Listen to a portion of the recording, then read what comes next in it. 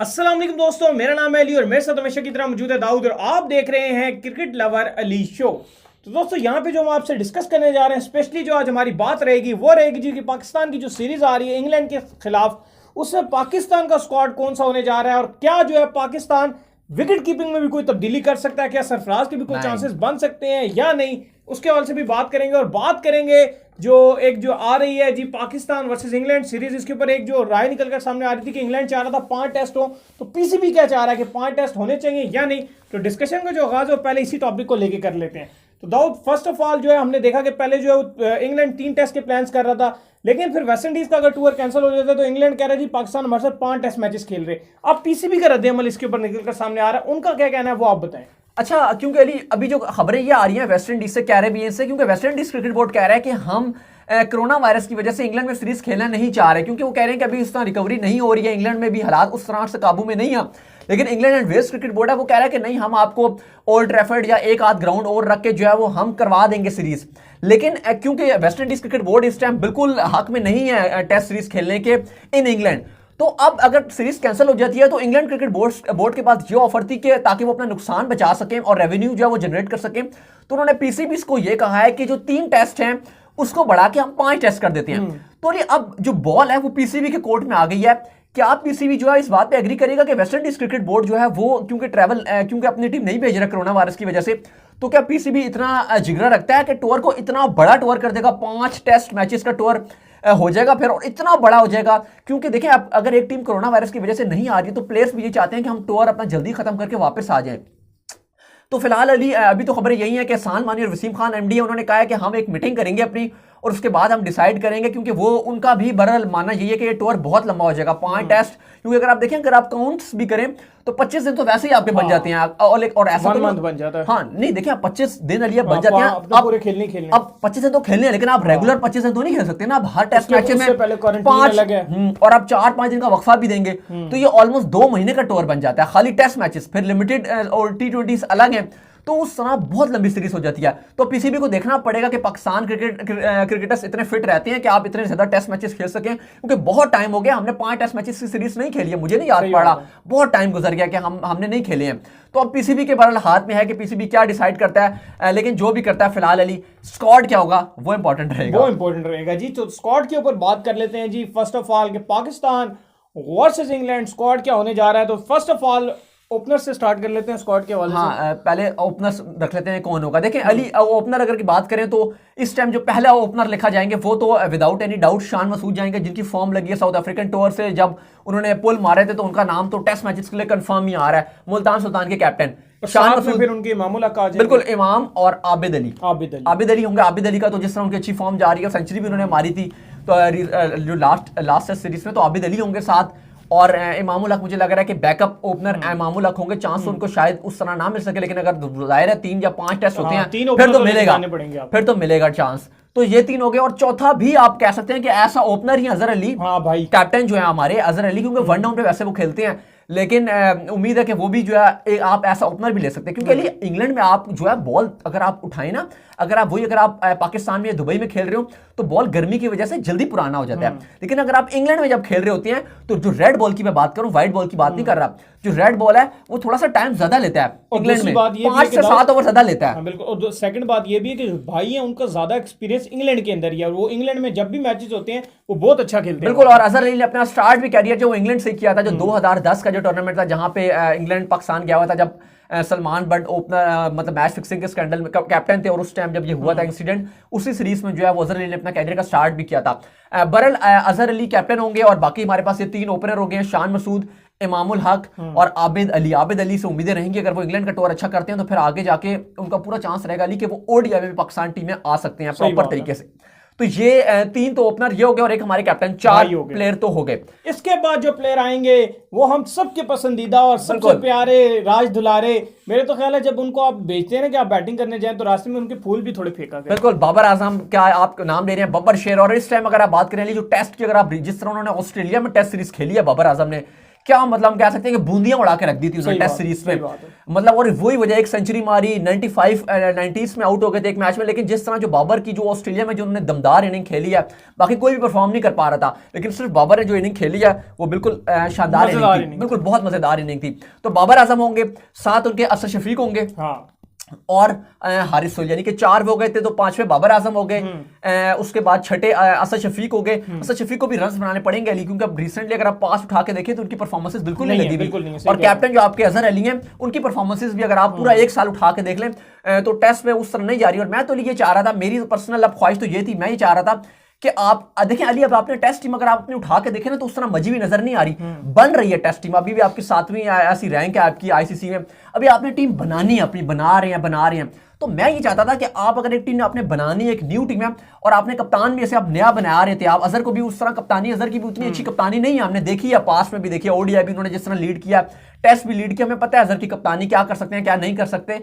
मैं चाह रहा था कि आप बाबर आजम के साथ एक्सपेरिमेंट करते, टेस्ट सीरीज में आप कप्तानी बाबर आजम को देते, अजहर अली को। लेकिन मेरा ख्याल अब नहीं दी जाएगी, क्योंकि आप बात ठीक कर रहे हैं, लेकिन फिलहाल जो है वो अजहर अली को लाया ही इसलिए गया है, स्पेशल दावतें उड़ा के इतना बड़ा कड़ाई में मिसबा ने उन्हें राजी किया था। लेकिन मैं ये कहना चाह रहा हूँ ना कि हाँ बिल्कुल ठीक कह रहे हैं, लेकिन मैं चाह रहा था कि आप टेस्ट में अगर, क्योंकि देखिए एक्सपेरिमेंट ही है आपने किया है, आपकी 7वीं रैंक है, ऑलरेडी आप नीचे ही हैं। जब आपकी टीम ऊपर हो ना फिर प्रेशर होता है कि फिर आप नीचे हो तो बहुत प्रेशर बिल्डअप होता है, अभी आप ऑलरेडी नीचे हैं। बाबर आजम यहां से सीखते भी और फिर टीम को ऊपर भी लेकर आते तो फिर ज्यादा मजा आता है। बहरहाल हमारे कितने हो गए थे, 6 प्लेयर हो गए थे, 7वें प्लेयर आपके जो होंगे वो शफीक आ जाएंगे सीधे। हाँ 6 हो गए ना, असद शफीक हो गए, असद शफीक को भी मैं वही बात कर रहा था कि रन बनाने पड़ेंगे। 6 प्लेयर हो गए, 7वें आपके होंगे हारिस सोहेल हो गए। हारिस सोहेल भी हमारे एक बड़े इंपॉर्टेंट पार्ट रहेंगे टेस्ट सीरीज में, लेफ्टी हैं तो इनकी बड़ी जरूरत रहेगी और हारिस सोहेल इंपॉर्टेंट है। 7 हो गए।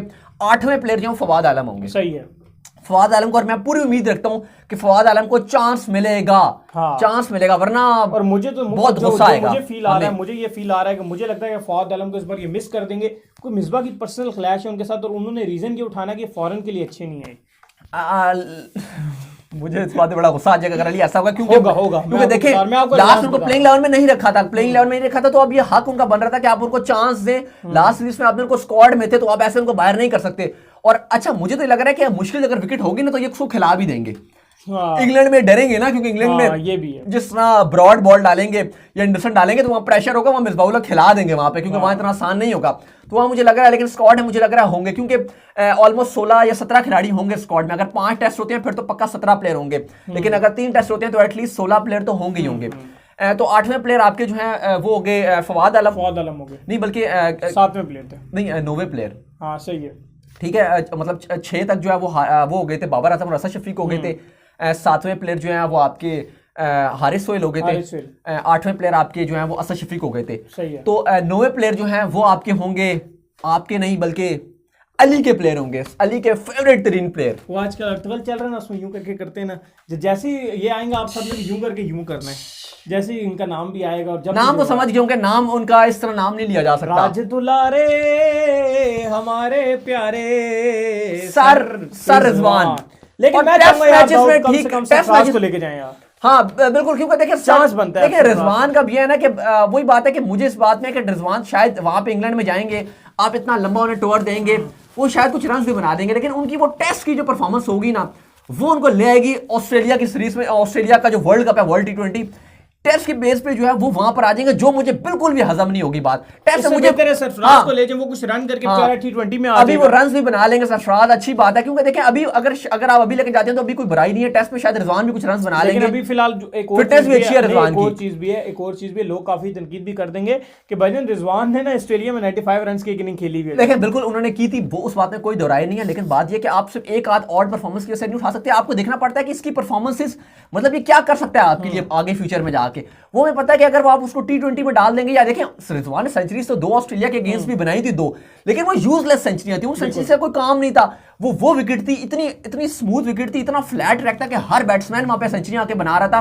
और इवन दोनों मैचेस में रिजवान फिनिश नहीं कर सके। जहां रिजवान को थोड़ा सा चाहिए था कि यार 8 के रिक्वायर्ड रेट से खेल लेते और वो मैच जितवा देते, वहां पे उन्होंने टीम को लेट डाउन कर दिया। तो ऐसी सेंचुरीज हमें नहीं चाहिए, चाहे वो 50 रन हो, लेकिन वो टीम के काम आते हो तो वो हमें चाहिए। और ऐसे डबल सेंचुरी भी हो लेकिन वो यूजलेस सेंचुरी हो, एंड मौके पर जब आपको थोड़ा सा रिक्वायर्ड रेट चाहिए और आप उस टाइम अगर अपने हाथ ऊपर कर दें तो वो यूजलेस होते हैं। नहीं ठीक हो गया, लेकिन फिलहाल हमारा दिल है जी सरफराज को भी अब थोड़ा आगे लेकर आए उनको। बेशक आपने जो है अगर इधर नहीं खिलाना तो T20 में कम से कम जो है ना वो बेशक आप दोनों को रख लें, अगर आपको रखना है तो आप रिजवान को भी रख लें और सरफराज को भी। कीपर एक इंजर्ड हो सकता है, क्योंकि देखिए अगर आबिद अली को आप बैकअप विकेट कीपर मानते हैं तो वो उस तरह बैकअप नहीं है। वो टेस्ट लंबा मैच होता है, वो आप कह सकते हैं कि कुछ टाइम के लिए तो आप करा लेंगे कीपिंग, लेकिन लंबे टर्म के लिए आप उन्हें बैकअप विकेट कीपर। अब इसके बाद बात कर लेते हैं स्विंग के सुल्तान, यानी कि नहीं अभी आपके 9 हो गए ना रिजवान, अगर आपके 9वें प्लेयर हो गए, 10वें जो है वो आपके आ जाएंगे यासिर शाह आ जाएंगे। स्पिनर्स में कौन आएगा? ठीक है, यासिर शाह हो गए। अब अली मुझे लग रहा है कि स्पिनर एक ही शायद यहाँ पे लेके जाएंगे इंग्लैंड में, यासिर शाह होंगे, और कोई खास नजर भी नहीं आ रहा है। शादाब टेस्ट मैचेस में तो उनकी कुछ खास वैसी बॉलिंग नहीं है ना। फिर वो जो एक और बिलाल आसिफ और साथ में वो एक और है वो जो शादाब की जगह पे जिनको ऑस्ट्रेलिया में रिप्लेस किया था इन्होंने, वो उस्मान कादिर। उस्मान का अभी आप डायरेक्ट टेस्ट तो नहीं को खिलाएंगे, आपने इनको T20 में उस तरह से चांस प्रॉपर नहीं दिया, ODI में नहीं कर सके। मुझे लग रहा है कि एक यासिर शाह होंगे। हाँ, अगर आप बिलाल आसिफ के साथ जाना चाहें तो आप जा सकते हैं, क्योंकि देखिए टेस्ट लंबा है, यहाँ पे आप खाली अपने ओवर नहीं डालें, यहाँ पे आपको विकेट निकाल के देनी है। मुझे लग रहा है कि एक यासिर शाह ही होंगे, क्योंकि इंग्लैंड की जो आपको विकेट्स मिलेंगी वो स्विंग कंडीशंस मिलेंगी आपको। फास्ट बॉलर अगर आपके पास अच्छे हो वो आपको ज्यादा इंपैक्ट क्रिएट कर सकते हैं। और करंट बॉलिंग लाइनअप पे मुझे सबसे ज्यादा जो उम्मीद है वो शाहीन शाह अफरीदी से ज्यादा उम्मीद रहेगी। शाहीन शाह अफरीदी एक इंपैक्ट बॉलर इस पूरे मुझे लग रहा है कि लीड करेंगे इस जो बॉलिंग अटैक है। सेकंड पे अब्बास भी रहेंगे, अब्बास से भी उम्मीद है, लेकिन अब्बास की थोड़ी पेस कम है। और अभी हमने देखा कि लास्ट इंग्लैंड में चल जाए, मे बी लास्ट इंग्लैंड का टूर था, वहां पे अच्छी खासी बॉलिंग रही थी। अब्बास और आमिर ने बहुत अच्छी बॉलिंग की थी, लेकिन ऑस्ट्रेलिया में बड़ा मायूस किया अब्बास ने। मैं जो देखूंगा इंग्लैंड में नसीम शाह को देखना चाहूंगा। अब वो काफी उनका जो एक्सपीरियंस हो गया, क्योंकि ऑस्ट्रेलिया में तो उनको बगैर एक्सपीरियंस के ले गए थे। अब जब से उनकी हैट्रिक भी हुई है, उनका टेस्ट का एक्सपीरियंस मुझे लग रहा है टेस्ट जो है ना जी एक लंबा फॉर्मेट है, यहाँ पे आपको थोड़ा सा और टाइम मिलने लगेगा टेस्ट में। हाँ, T20 और ODI में नसीम शाह बिल्कुल इंपैक्ट क्रिएट करेंगे, और बिल्कुल मेरी जो अगर आप प्लेइंग 11 बनाएंगे उसमें भी नसीम शाह मेरी प्लेइंग 11 में होंगे। लेकिन मुझे उम्मीद जो मेरे फर्स्ट बॉलर रहेंगे मेरे ख्याल से वो शाहीन शाह अफरीदी होंगे, सेकंड पे अब्बास और थर्ड पे नसीम शाह रहेंगे। बहरहाल अली हमें 5 बॉलर इसमें उठाने हैं। अगर आप फास्ट बॉलर उठाएं, मुझे लग रहा है कि 5 तो रखेंगे, क्योंकि जाहिर है फास्ट बॉलर पे आप कह सकते हैं कि उनका अगर लेट डाउन भी हो सकते हैं, क्योंकि बड़ा लंबा टूर है, 5-5 दिन का टेस्ट होता है, तो वो आसान नहीं रहेगा। 2-2 बार आपने आउट करना होगा एक टीम को। तो 5 बॉलर जो होंगे वो पहले शाहीन शाह अफरीदी, दूसरे अब्बास, तीसरे जो होंगे वो नसीम शाह, 3 बॉलर हो गए। अब 2 उठाने हैं, 2 में से यदि एक टेस्ट मैच है, मैं उनको लेके जाऊंगा, लोबिया को लेके जाऊंगा, उस्मान खान शनवारी को। अगर T20 ODI होता मैं लेके ना जाता, लेकिन मुझे लग रहा है कि रन्स भी खाएंगे ना, लेकिन ये विकेट निकाल के दे देंगे आपको। टेस्ट मैचेस में आपको ऐसे चाहिए होता है जो अटैकिंग बॉलर। चलें जी, दोनों में से कोई जाएगा, तो 4 उस्मान शनवारी या फिर इमरान खान। अब नहीं, चौथे बॉलर तो ये हो गए ना, ये उस्मान खान शनवारी। अब 5वें बॉलर हैं आपके पास, इमरान खान है। फिर अब आप 5वें, मैं ये कह रहा हूं कि आप इमरान खान के साथ भी जा सकते हैं, या फिर आप बिलाल आसिफ के साथ कॉम्प्रोमाइज कर लें। इमरान खान के साथ ये जाएंगे, मिसबा को बड़े पसंद है, और दूसरी चीज ये कि टेस्ट में थकते नहीं। या मैं अगर उठाऊं, अगर आप मुझसे पूछे तो मैं जो है ना 5वां जो है वो मैं आमिर यामीन को ले जाऊंगा।